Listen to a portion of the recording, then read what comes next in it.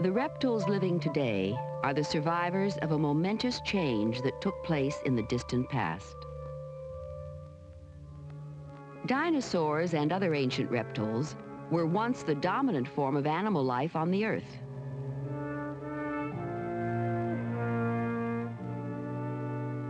But the long age of reptiles came to a sudden end more than 70 million years ago. All of the dinosaurs and many other reptile species have disappeared.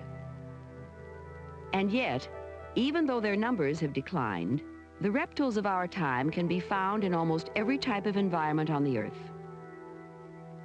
We classify the living reptiles into 5 groups: the rare tuatara, the lizards, snakes, turtles,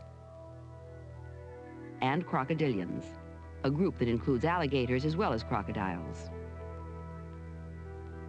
The reptiles are part of a major division of animal life called vertebrates, animals with backbones. Some of the vertebrates are classified as warm-blooded animals. Birds and mammals normally maintain a constant high body temperature, using energy from the food they eat. All of the other vertebrates are classified as cold-blooded animals. That includes fish and amphibians as well as reptiles. Like other cold-blooded animals, reptiles have a body temperature that varies with the temperature of their surroundings. A reptile like this lizard can use the heat from sunlight or from warm ground to raise its body temperature. And then, to keep from becoming too hot, it crawls into the shade. After basking in the sunlight, alligators and some other reptiles cool themselves by moving into the water. Others, like this snake, will burrow into the ground to find a cooler place.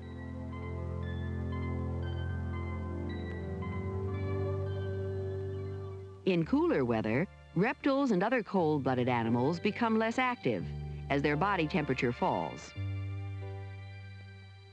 And during the coldest months, many reptiles become completely inactive. Some find shelter beneath the ice-covered surface of a pond. A turtle can absorb some dissolved oxygen through its skin, enough to survive in this inactive state. Other reptiles, like these fox snakes, spend the winter in a protected place on land. Many reptiles, including alligators and crocodiles, are found only in tropical and subtropical climates, where they can be active the year round. But other reptiles can be found in almost every type of climate region, on every continent except Antarctica. In the long history of vertebrate life, reptiles were the first true land animals. They were the first of the vertebrates to lay their eggs on land. Their eggs have a tough protective covering that keeps them from drying out, even when warmed by the sun. And all reptiles are born with lungs, used for breathing air. That's another way that they're different from older types of vertebrate animals. Amphibians also have lungs, but only in the adult stage. A female amphibian must lay her eggs in water, because when the eggs hatch, the young amphibians have gills, and they breathe oxygen dissolved in water. Each female amphibian lays thousands of eggs. That's important for the survival of the amphibian species, because most of the eggs and most of the young will be eaten by predators. By contrast, reptiles don't lay nearly as many eggs. A female lizard usually lays only about a dozen eggs at a time. Other reptiles may lay as many as 100, but that's still much less than the thousands laid by a fish or an amphibian.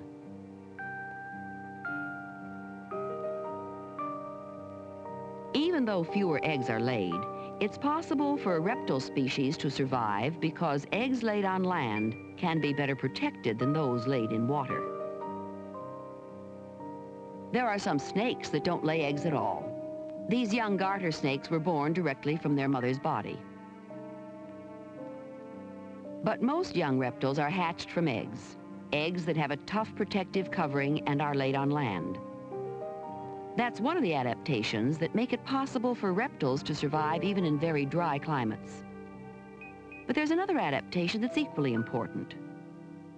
The skin of a reptile forms a tough, dry covering. On most reptiles, the outer layer of skin is molded into a series of separate scales. On a turtle, the skin is composed of larger, bone-like scales that are fused together to form a rigid shell. Whether it's the shell of a turtle or the scales of other reptiles, the tough, dry covering helps to reduce the evaporation of body fluids. And because of this, many kinds of reptiles can be found in the hot, dry climate regions of the world. The tough, watertight body covering is a characteristic that all reptiles have in common. But each of the 5 groups of reptiles also has its own special characteristics.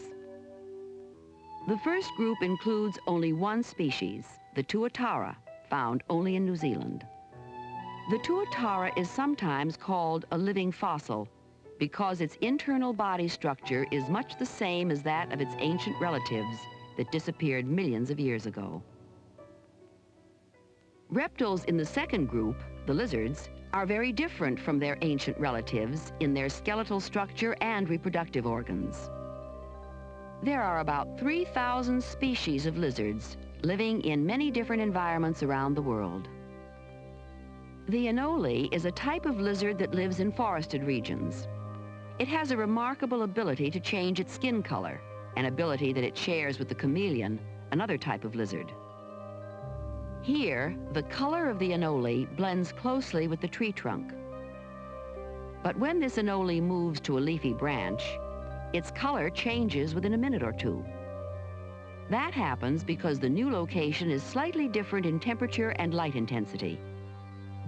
The color of the anole serves as a form of camouflage, allowing it to hide from predators.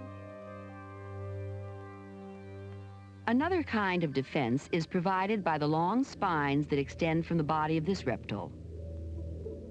It's often called a horned toad, but it's really a horned lizard. It lives in the desert, thriving in scorching heat and dry air, conditions that would quickly kill a toad or any other amphibian.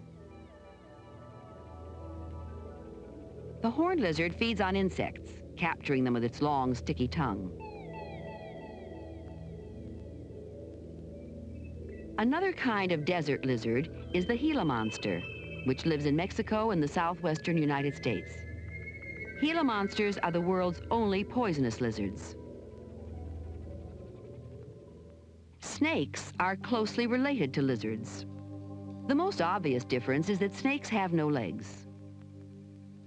Most snakes move by bending the body into a series of S-shaped curves and pushing against the ground from the back of each curve. They gain traction from a row of large scales on the underside of the body. These scales act something like the cleats on a tractor. And yet, for most snakes, movement on loose sand is still difficult. But not for the sidewinder rattlesnake. It gains traction on sand by looping its body and moving sideways. There are several species of rattlesnakes, and all of them are poisonous.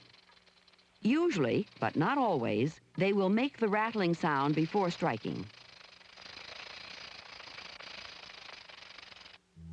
But most snakes are not poisonous, and we actually benefit from the feeding habits of most of them. They help to control mice, insects, and other pests. The structure of a snake's jaw allows for a very wide opening of the mouth, and a snake can swallow its food whole. Some snakes respond to danger by playing dead. When the danger is past, the snake becomes active again. Snakes can be found in many different environments, but the reptiles in another group, the alligators and crocodiles, live only in warm climates and always in or near water. Even with the body almost entirely submerged, they're able to breathe normally because their nostrils are still above the surface. Alligators and crocodiles are very much alike, but an alligator can be identified by its rounded nose and dark brownish color, while a crocodile is greenish-gray and has a pointed nose. The crocodilians are the longest of all reptiles. Some grow to a length of more than 20 feet, or more than 6 meters. Reptiles in the fifth group, the turtles, may also be very large. The tortoises of the Galapagos Islands may weigh more than 400 pounds, more than 180 kilograms. But the largest turtles are those that live in the ocean. Some of them weigh as much as 3/4 of a ton. In spite of their great weight, they can move around easily because the water supports them.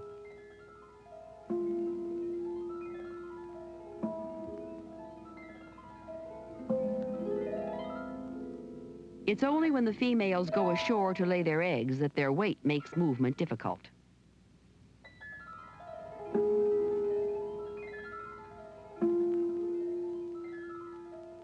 The sea turtles are among the largest of all living reptiles. But most turtles are much smaller. Some grow to a length of only about 4 inches, about 10 centimeters. The painted turtle lives in the fresh water of a pond or stream and on the land nearby. A box turtle is usually found on land, but it may go into the water to cool itself. And some turtles, like the desert tortoise, live all of their lives on land. Turtles and other reptiles are able to survive in dry climates because of their hard protective skin covering and also because their eggs are laid on land. Reptiles are no longer the dominant form of animal life on the Earth. But even though many species have disappeared, others have survived, continuing their long history that stretches back more than 300 million years.